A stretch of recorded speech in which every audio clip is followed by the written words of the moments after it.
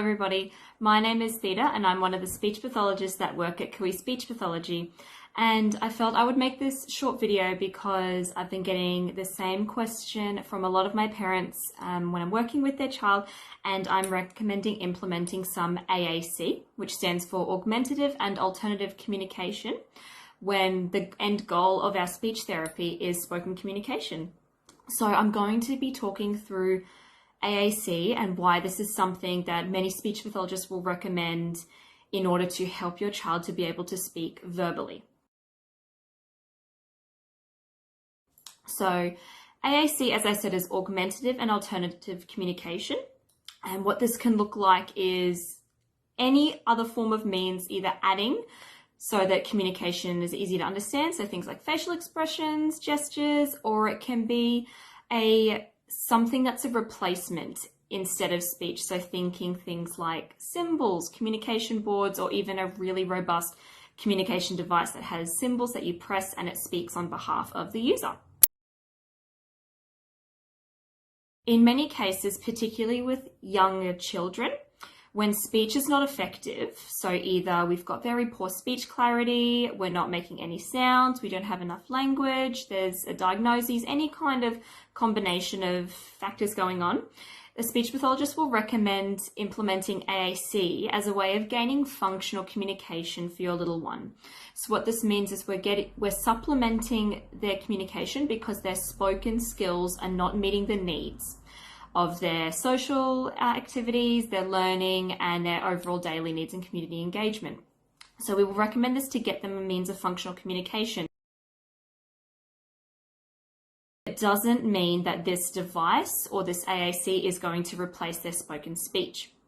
And so the first reason for that is that at the end of the day, spoken communication is much more fast and much more efficient. So even though at the current point in time, speech is not the most functional method of communication for our little ones, and we do need something to supplement, if the child is able to say a word, they're just going to use it. It's faster, they don't have to navigate through a device, look for symbols.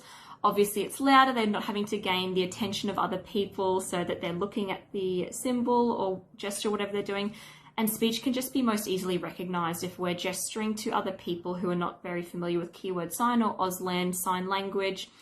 It's not as effective. So children are generally quite motivated to use their speech, and if they can say a word, they will use it. And as they learn to use these words, more often than not, this spoken word form will actually take the place of the word on whatever AAC it is that they're using.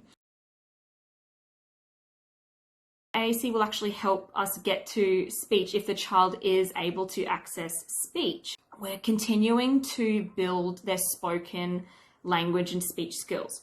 So while we spend a bit of time when we get AAC teaching the child how to use it, that doesn't mean that we stop exposing them to spoken words and we stop speaking to them.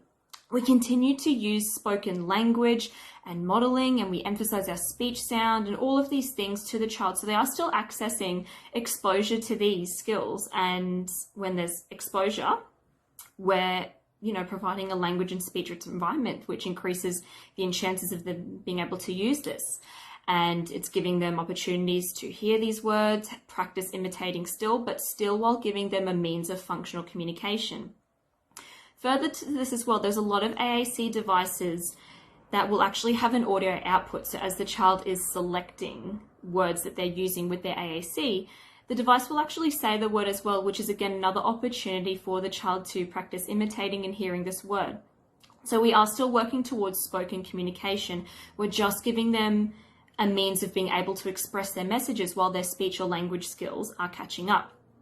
Alongside this as well, while we'll spend a bit of time implementing AAC, depending on the kind of system that we're recommending, we can still work on spoken language or spoken speech goals. And so we can, for example, if you've got a little one that is being recommended AAC because we have such poor speech clarity skills that we can't be understood, while we're using AAC, we can work on our speech sounds in therapy. And then as these speech sounds develop, we then move over to spoken communication because we've been supporting their language development by using AAC. We're allowing them to practice using words on this device to be able to communicate and practice combining these words together into different comments, questions, and directions. So still continuing that language development with the use of AAC while then focusing on speech sounds in their therapy sessions.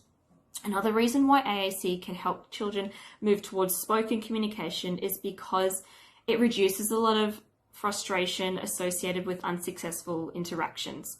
So when we have a little one that does need AAC, it's because their speech is just not functional and it doesn't allow for them to effectively communicate with other people.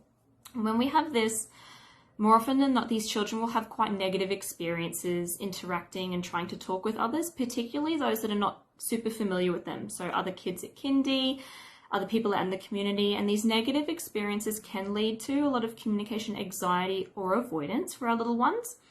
And so then when we're experiencing this avoidance or anxiety, we're not trying to interact socially and we just miss a lot of opportunities to engage, and we may not be as motivated to try and communicate with others, which is quite sad.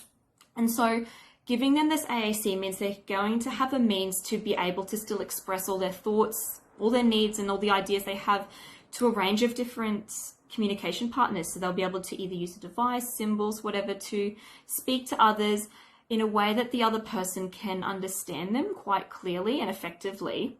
And so that's going to lead to a lot of really successful and nice moments and experiences interacting with other people.